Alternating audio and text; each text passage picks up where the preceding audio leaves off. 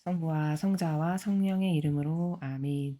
예수님과 어머니 하나 되신 성심을 통해 아버지 뜻 안에서 기도드립니다. 사랑을 하느님 아버지, 저희가 듣겠습니다. 말씀하여 주시옵소서.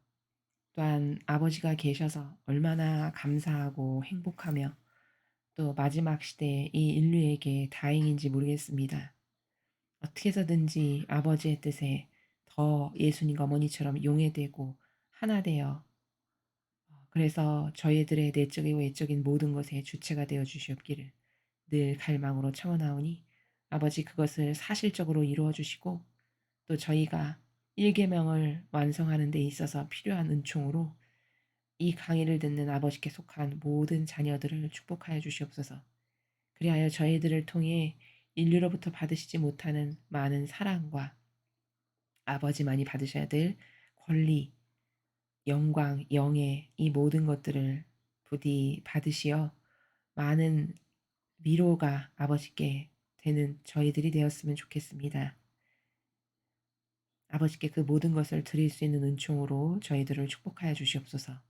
이 모든 기도 우리 주 예수 그리스도의 이름으로 기도드리나이다. 아멘. 성부와 성자와 성령의 이름으로 아멘. 안녕하십니까? 하나님의 뜻 성교의 피아순이입니다. 오늘도 성경 말씀을 통해서 하느님 아버지께서 자녀들에게 주시는 진리의 나라에 대해 함께 학습해 보도록 하겠습니다. 2021년 9월 19일 연중 제25주일입니다. 제1독서 지에서 2장 12절, 17절에서 20절까지 말씀입니다. 악인들이 말한다. 의인에게 덫을 놓자. 그자는 우리를 성가시게 하는 자. 우리가 하는 일을 반대하며 율법을 어겨 죄를 지었다고 우리를 나무라고 교육받은 대로 하지 않아 죄를 지었다고 우리를 탓한다. 그의 말이 정말인지 두고 보자. 그의 최후가 어찌 될지 지켜보자. 의인이 정녕 하느님의 아들이라면 하느님께서 그를 도우시어 적대자들의 손에서 그를 구해주실 것이다. 그러니 그를 모욕과 고통으로 시험해보자. 그러면 그가 정말 온유한지 알 수 있을 것이고 그의 인내력을 시험해 볼 수 있을 것이다. 자기 말로 하느님께서 돌보신다고 하니 그에게 수치스러운 죽음을 내리자. 주님의 말씀입니다. 하느님 감사합니다.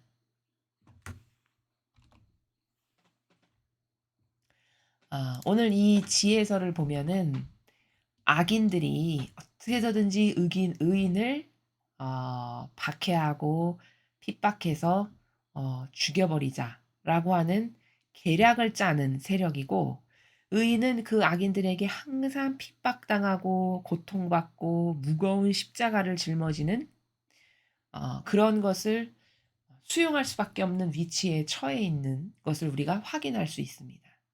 바로 이렇게 자기들을 성가시게 하고 자신들이 하는 일마다 건건이 반대하며 나무라고 죄를 지었다고 자기네들을 탓하고 이게 다 뭘까? 12절에서 지금 악인이 말하는 저 논지는 하나님의 뜻을 행하지 않아서도 아니고 예수님과 어머니의 모범을 닮지 않았다고 핍박하는 것도 아니고 순전히 뭐 때문에 핍박하는 거죠? 그렇죠. 자기들의 세력을 공격하고 자기들의 세력이 공고하게 살아가는 것을 방해하는 즉 다시 말하면 좀 더 적나라하게 이야기하면 자기의 사욕과 욕망을 채우는데 눈에 가시니까 그러니까 없애버려야 된다. 이 논지를 저렇게 이야기하는 것이죠. 그래서 진짜 저 말대로 악인들이 쳐놓은 저 덫에 걸려서 순한 어린 양처럼 돌아가신 분이 예수님이셨죠. 정말 예수님의 최후가 이 악인들이 짜놓은 덫을 다 그 박해와 모욕과 핍박을 다 수용하셔서 배상과 보속을 철저히 하셔서 돌아가셨습니다. 그래서 여기 보면은 모욕과 고통으로 시험해 보자. 그러면 그가 진짜 온유한지 알 수 있을 거고 인내력도 시험해 볼 수 있을 거다. 자기 말로 하느님께서 자기를 돌보신다라고 그렇게 늘 호언장담하니까 어디 그런가 수치스러운 죽음을 내려보자. 이 계략대로 짜서 예수님을 겁박했던 세력이 바로 바리새와 율법학자였죠. 그리고 의인이셨는데 이들이 짜놓은 덫에 순순히 걸려들어서, 왜? 그게 아버지 뜻이시니까. 그걸 다 아심에도 불구하고 자원하셔서 그걸 수용하셨고 받아들여서 온전히 다 그 모든 배상과 보복을 하신 분이 예수님이십니다. 자, 그러면 이 시대에 이렇게 의인을 겁박해서 죽여버리는 계략을 짰던 세력이 바리새파 율법학자, 그들이 악인이고, 이 악인이 짜놓은 덫에 그 모든 덫을 수용하고 받아들여서 어린 양처럼 순순히 그들의 모든 박해와 모욕을 받아들이셨던 분이 예수님이신데, 인류는 그 선인 예수님을 오히려 악으로 생각했고, 악 자체인 이 그물을 짠 바리새파학자를 선으로 생각했다는 이 놀라운 사실입니다. 오늘날은 그럼 어떠냐? 오늘날도 똑같다라는 거죠. 아니, 오늘날은 이때보다 더 악하다고, 악독하다라고 하는 겁니다. 왜? 이때의 바리새파 율법학자보다 더 교묘하고 더 유려하고 마귀 세력이 더 사람을 속이는데 천재적인, 그래서 교묘한 속임수의 달인인 그런 코스프레로 모든 인류를 속이고 있기 때문에 이 당시의 악인들보다 더 역겹고 악하고 교묘하기 짝이 없는 그런 세력이지만, 그럼에도 불구하고 아직까지도 그 악의 세력을 착하다, 하나님의 일꾼이다 생각해서 동조하고 협력하는 세력이 아직도 있으니, 아직도 너무나도 많으니 얼마나 이게 어리석은 일이냐라는 것을 우리가 발견해야 된다는 사실이죠. 자, 그리고 또 여기서 하나 볼 수 있는 것은, 우리가 보통 하느님께 축복받았다, 예를 들어 하느님께 어떤 은총을 받았다, 혹은 하느님의 자녀다 라면은 인생이 순풍에 돛단 듯이 살아갈 것이라고 생각하는 경향이 굉장히 많습니다. 신앙인조차도. 그래서 은총받고 축복받고 이런 것을 다 좋아하지만, 그 사실 은총의 본질이 무엇인지에 대해서는 잘 모르는. 왜냐하면 은총이다 축복이다 하면 겉으로 좋고 호화롭고 잘 먹고 잘 살고 떵떵거리고 이런 것을 은총과 축복의 대명사로 받아들이지, 예를 들어 예수님께서 받으신 모든 것, 성모님께서 받으신 모든 것이 은총과 축복이라고 생각한다면 그걸 과감히 나서서 저도 그 축복 주십시오, 이럴 사람이 글쎄요, 과연 몇 명이나 될까요? 얼마나 사람들이 피상적이고 막연하고 형상적이냐면, 저희 집 성가정이 되게 해주세요, 이런 기도하시는 걸 제가 종종 봅니다. 그러면 그 성가정이 어떤 은총인지를 실제적으로 아느냐? 풀어서, 성가정, 그러면 그 성가정이요, 자식이 부모보다도 더 먼저 죽고 그냥 죽는 것도 가슴 아픈데, 그 죽는 것이 부모의 눈앞에서 갈갈이 찢겨지고 매 맞고 5천 몇백 대가 넘는 매를 맞고 피가 터지지 않은 살을 찾아볼 수 없을 정도로 너덜너덜해서 만신창이가 되고 못 박히고, 이렇게 해서 부모보다도 먼저 죽고 혼자 남아서 과부로 살아가는 이게 성가정인데, 그걸 원하십니까? 이렇게 다시 여쭤보면은 멈칫멈칫 머뭇머뭇 이렇게 하십니다. 그러면 이거는 뭘까요? 은총에 대한 오해가 굉장히 많은 거죠. 축복받았다라고 하는 것에 대한 명제가 올바르게 되어 있지 않은 겁니다. 그 성가정이라고 하는, 하느님께로부터 축복받고 은총받았다라고 하는 수많은 구약의 예언자들이 엄청나게 많은 박해와 핍박과 모욕과, 그래서 바오로 사도는 증언하잖아요. 자기 자신의 삶이 어떤지. 뭐 매도 수십 대 맞았고 뭐 어디 막 집어 던져지고, 그쵸? 마땅히 기거할 것 없는 건 뭐 말할 것도 없고, 이런 삶이 자기의 삶이라고 이야기를 해요. 예수님께서는 인자는 머리 들 곳 하나 없다, 이렇게 말씀하셨습니다. 편안하게 다리 뻗고 쉬실 곳조차도 마땅치가 않으신, 육신의 차원에서 봤을 때는 이게 축복된 삶을 살아가는 건데, 과연 그래도 원하시겠습니까? 이렇게 이야기를 한다면 과연 몇 명이나 네, 저는 불구하고 그래도 그 축복 원합니다, 이럴 사람 몇 명 될까요? 그렇죠? 거의 없을 거라는 거죠. 그러면 여러분은 축복에 대해서 잘못된 관점을 갖고 계신 겁니다. 은총에 대해서. 은총이다, 축복이다, 이것은 어떤 것이냐면 어떠한 경우에도 나는 아버지와 하나 돼야지. 불구하고 무엇이 닥쳐도 나는 아버지 뜻 안에서 살 거야.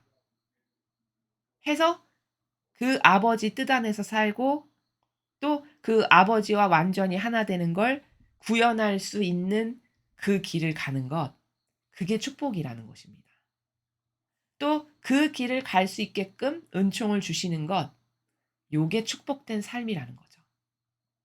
바로 예수님과 성모님의 삶이 그러하셨고, 그럼 그것은 왜 축복이냐? 그건 이 인간의 지상 생활에서는 한없는 비참과 패배의 일로 보일 수 있을지 모르겠으나 죽고 나서도 그게 비참과 패배일까요? 죽고 나면 본질의 차원에서는 영광 자체, 환희 자체, 승리 자체가 될 것이라는 거죠. 그러면 그 본질에서의 축복을 사람들이 진짜 축복이라고 알아볼 수 있는 눈이 있을까? 또 그것을 원하는 요즘 세상에 영혼 중에 몇 명이나 그걸 원할까? 왜냐하면 다 육과 인간적인 것, 나의 사욕과 욕망, 내 자아를 충족시키는 거를 왕처럼 섬기면서 살아가는 이 세상에서 과연 그런 본질의 축복을 갈망하고 원하는 사람이 몇 명이나 있을까라는 것이고, 진짜 축복과 진짜 은총이라는 것은 예수님처럼 살다가 죽을 수 있는 것이 엄청난 은총과 축복이라는 겁니다. 성모님과 같은 삶을 살다가 죽을 수만 있다면 그것보다 더한 축복과 은총은 없다라는 이러한 올바른 축복의 본질적 관점이 있어야만 무엇을 원해도 똑바로 원할 수 있고 무엇을 청해도 똑바로 청할 수 있다라는 이 진실을 우리가 깨달아야 하겠습니다. 그래서 여기서 뭐 죽음이다. 여기서 뭐 하느님께서 돌보신다고 하니 수치스러운 죽음을 내리자. 여기서 이 악인들이 짜는 계략 가운데 여기 죽음이라는 단어도 이것마저도 지금 제가 설명드린 것과 결부해서 말씀을 드리면 육적 차원에서 말을 한 게 아니라 영혼을 두고 이야기하는 나라다. 이 관점의 나라에서 오늘 이 지혜서를 보아야 올바르게 이해할 수 있다라는 진실을 또한 첨언해서 말씀을 드립니다. 자, 계속해서 복음 말씀 함께 보시겠습니다. 마르코복음 9장 30절에서 37절까지 말씀입니다. 주님 영광 받으소서.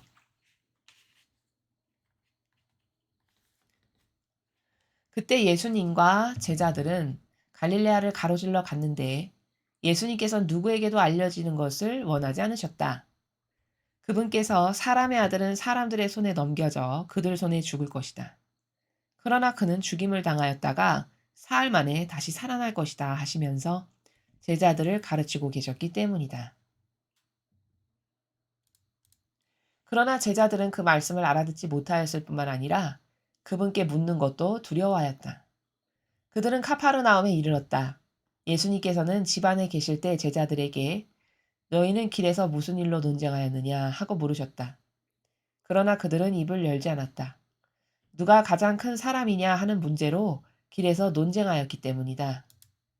예수님께서는 자리에 앉으셔서 12제자를 불러 말씀하셨다. 누구든지 첫째가 되려면 모든 이의 꼴찌가 되고 모든 이의 종이 되어야 한다. 그러고 나서 어린이 하나를 데려다가 그들 가운데에 세우신 다음 그를 껴안으시며 그들에게 이르셨다. 누구든지 이런 어린이 하나를 내 이름으로 받아들이면 나를 받아들이는 것이다. 그리고 나를 받아들이는 사람은 나를 받아들이는 것이 아니라 나를 보내신 분을 받아들이는 것이다. 주님의 말씀입니다. 그리스도님 찬미합니다. 예수님께서 지금 오늘 제자들에게 하느님의 일꾼이 어떻게 살아야 되는 것인가, 아버지 뜻을 행하는 사람이라면 어떤 정신의 나라에서 사명을 수행해야 되는 것인가에 대해서 교육을 하고 계시는 내용입니다.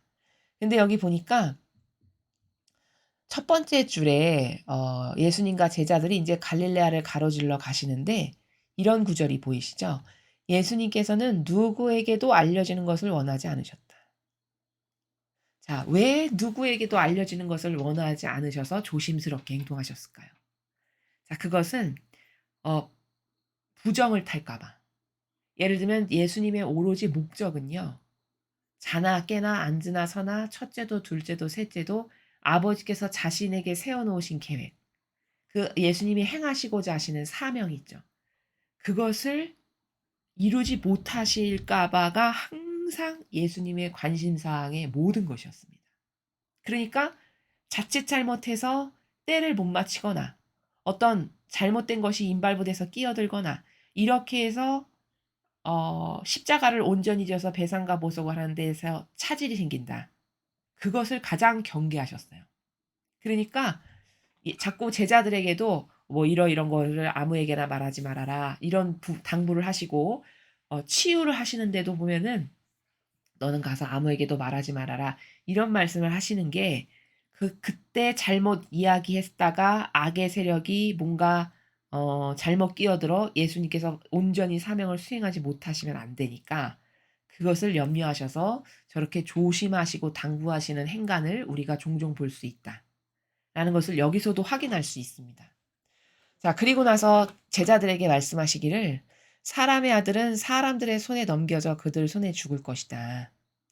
그러나 그는 죽임을 당하였다가 사흘 만에 다시 살아날 것이다. 이렇게 가르쳐 주셨어요. 자, 그러면 죽었다가 다시 살아날 거다. 이 말씀을 제자들에게 왜 하셨을까요? 자, 그 이유는 제자들이 지금은 이런 말씀을 들어도 어안이 벙벙하고 무슨 말인지 깨닫지를 못해요. 우리가 성경에서 곳곳에서 보면은 무슨 말인지 잘 알아듣지 못해가지고 동문서답하고 이런 제자들의 반향을 보죠. 지금도 예수님께서 선언적으로 앞으로 일어날 일을 이렇게 미리 말씀하시지만 이 당시의 제자들은 저 말이 무슨 뜻인가 잘 못 알아들었을 겁니다. 자, 그런데 진짜 예수님께서 돌아가셔서 다시 살아나셔. 그러면 그 일을 겪었을 때 예수님께서 일이 이렇게 미리 선언적으로 예언을 하시면 그 당시에 그 일이 자신들이 당사자로서 겪으면 그때 예수님께서 이렇게 돌아가셨다가 사흘 만에 되살아나실 거라고 그랬는데 진짜 그렇구나 라고 하면서 그때 가서야 믿게 되겠죠. 그러면 어떻게 될까요? 예수님이 하신 모든 말씀은 다 진짜였구나. 진실이고 진짜 정확한 예언이구나. 이렇게 깨닫게 되겠죠. 그러면 그때 가서 더 큰 믿음과 확신을 갖게 될 거를 아시고 지금은 못 알아들어도 그 일이 닥쳤을 때 제자들이 예수님의 이 모든 말씀에 대해 더 큰 믿음과 확신을 가지고서는 기뻐하게끔 하시려고 이렇게 선언적으로 미리 다 말씀하신다라는 것을 발견할 수 있습니다. 자, 그러면서 이제 쭉 예수님께서 계속 말씀을 하시는데 제자들이 서로 누가 더 높은 사람이 될 거냐 이런 걸로 논쟁하니까 창피해서 말씀을 안 드리고 침묵을 했어요. 그랬더니 예수님께서 다 아시고 이렇게 말씀하십니다. 제자들에게. 누구든지 첫째가 되려면 모든 이의 꼴찌가 되고 모든 이의 종이 되어야 한다. 이렇게 말씀하십니다. 그러니까 이 한 문장을 통해서 제자들이 살아가야 될 길을 앞으로 사명을 행하는데 이들이 가져야 될 정신세계의 방향을 딱 잡아주시는 거죠. 너희들이 앞으로 사명을 행해. 아버지 뜻을 행해. 그런데 누가 누구보다 더 높아지고 첫째가 되고 이런 것에 관심을 가져. 그러면 안 된다. 그럼 잘못된 거다. 그럼 너희는 실패하는 거야. 너희가 진짜 첫째가 되고 싶어. 그러려면 이 지상에서 모든 사람을 섬기는 너에게 아버지께서 허락하셔서 보내주고 맡겨주신 양들 있지. 또 사명 가운데 만나게 되는 수많은 사람들 있지. 그들 모두를 섬기는 종이 되고 가장 끄트머리에 너를 놓는 그 사욕과 욕망하고는 완전히 정반대의 나라에서 이렇게 살아야 된다라고 지금 가르쳐 주시죠. 그러니까 이 말씀을 보면 만약에 하느님의 일꾼이다 라고 해서 교회에서 살아가고 있는데 영혼의 우상으로 섬김을 받으면서 산다. 그럼 잘못 살고 있는 거죠. 그렇죠? 잘못 살고 있음을 이 성경 말씀을 통해서 우리가 알 수 있는 겁니다. 그러니까 다시 말하면 어떤 직분을 산다. 하느님의 일꾼으로 산다. 그분의 도구로서 아버지의 뜻을 행하는 사람이다. 그러면 어떻게 해야 되냐? 회개한 종의 모범으로 살아야 됩니다. 회개한 종의 모범. 예수님께서 그 보여주신 수많은 모범들처럼 그 모범으로 살아야 되고, 또 두 번째는 만유의 하느님을 사랑하는 건 도대체 어떻게 하는 건가? 만유의 하나님을 사랑하는 그 모범의 나라에서 살아야 된다라는 거죠. 근데 이러한 것들의 모범으로 살지 않고 사욕과 욕망을 채우고 온갖 좋은 것은 다 내 거, 권한도 내 거, 섬김받는 것도 내 거, 선물도 내 거, 모든 건 다 내 거. 그러나 다가온 양들에게는 제때 양식을 내어주지 않고, 제때 양식을 내어주는 건 뭘까요? 지금의 때에 아버지가 주시는 말씀. 예를 들면 이 시대에 주시는 저희 사명이 매일 해설하는 마지막 시대에 성지에서 하느님 아버지께서 직접 말씀하시는 그 양식을 내어주는 것. 이게 제때 양식을 양들에게 주는 겁니다. 그때그때마다 필요한 말씀을 아버지께서는 다 영혼을 선택하셔서 주셨어요. 적재적소에. 파티마 때도 그랬고 다양한 성모님을 통해서 예수님을 통해서 수많은 인류의 지금까지 메시지가 있었던 것들은 다 그러한 이유의 때문입니다. 그때그때마다 그 시기마다 필요한 것들이 다 다르기 때문이에요. 그러면 교회라는 그 정체성의 모범은 제때 양식을 내어주는, 그때그때마다 아버지께서 인류에게 주시는 말씀을 얼른 양들에게 전해서 지금은 뭘 해야 되고 하느님의 진노를 피하려면 어떻게 회개해야 되고 지금 뭐가 달라져야 되고 어떤 사고방식 무엇을 경계해야 되고 어떤 악에게 하나 되면 안 되고 이런 것들을 그때그때 전해야 그 양들이 듣고 빨리빨리 올바른 반향을 함으로써 하느님의 뜻에 부합하는 반향을 하고 그분의 영광을 드러낼 수 있고 이렇게 되는 거잖아요. 근데 그것을 안 한다. 그럼 교회는 자신들의 직무를 안 하는 거죠. 바로 이렇게 회개한 종의 모범, 만유의 하느님을 사랑하는 모범, 또 예수님의 정신과 가르침과 보여주신 모범만을 행하는 그 모범, 이런 것으로 살아야 된다라고 예수님께서 가르쳐 주시는 행간의 나라죠. 그리고 나서 어린이 하나를 데려다가 그들 가운데 세우시고 껴안으시면서 제자들에게 이르시기를 누구든지 이런 어린이 하나를 내 이름으로 받아들이면 나를 받아들이는 거란다. 그리고 만약에 너희들이 나를 받아들이는 사람은 나를 받아들이는 게 아니라 나를 보내신 분, 즉 하느님을 받아들이는 거다. 이렇게 말씀을 하셨어요. 자, 그럼 여기서 어린이, 여기 37절에서 어린이는 어떤 사람을 두고 말씀하시는 걸까? 부족한 사람. 어린이라고 여기서 표현하신 이 부분은 어린이는 이런 거죠. 어, 도움이 반드시 필요하죠. 어른의. 엄마의 도움, 아빠의 도움이 반드시 필요한 존재가 어린이입니다. 혼자의 힘으로는 살아갈 수 없는 존재. 그걸 어린이라고 여기서 표현하신 거예요.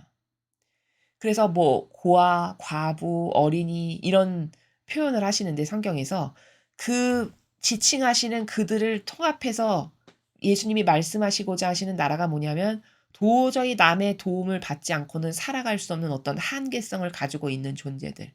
누군가가 도와주지 않으면 당장 생계를 유지하는 데 어려움이 있을 수밖에 없는 이런 한계를 가진 속성을 표현하실 때 고아, 과부, 어린이 이런 식으로 표현하시거든요. 바로 그런 어린이. 그래서 그의 한계 때문에 누가 돌봐주지 않으면 살아갈 수가 없는 그런 어린이를 너희들이 나를 받아들이는 마음으로 받아들였어. 예수님을 받아들이는 마음으로. 그러면 결국 너희들이 받아들인 건 인간 눈으로 봤을 때는 부족한 어린이지만 영적인 본질의 나라에서는 그를 받아들인 것은 나를 받아들인 것이요. 나를 받아들였다는 것은 하느님 아버지를 너희들이 받아들인 거다. 그 아버지의 뜻을 행한 거다. 이렇게 가르쳐 주시는 거죠. 그래서 여기서 어린이는 한계를 받아들이고 수용하는 것. 부족한 이들의 한계를 받아들이고 수용하는 것을 하느님의 일꾼이라면 당연히 해야 되는 것이다. 그리고 그것을 아버지께서 기뻐하시는 거고 바로 이것이 계명 정신에도 합당하죠. 이웃을 내 몸같이 사랑해라 라고 말씀하시는 것이 계명의 이웃에 대한 사랑의 나라잖아요. 저 어린이가 바로 이웃이죠. 남의 도움 없이는 스스로 생존을 할 수 없는 그러한 한계를 받아들이고 수용하는 것이 바로 하나님의 일꾼이 해야 되는 일이다라는 것이죠. 자, 그래서 오늘 일독서에서는 우리가 지혜서를 보았는데요.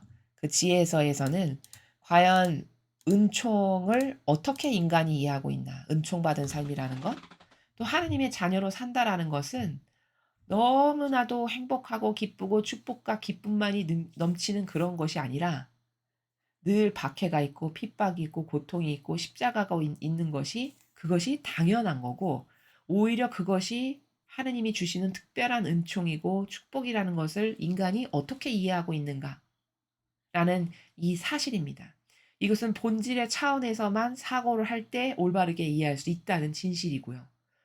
이 세상에서 가장 엄청난 축복과 은총과 영예와 영광을 드러낸 삶을 고른다면 단연코 예수님과 성모님밖에 안 계시죠.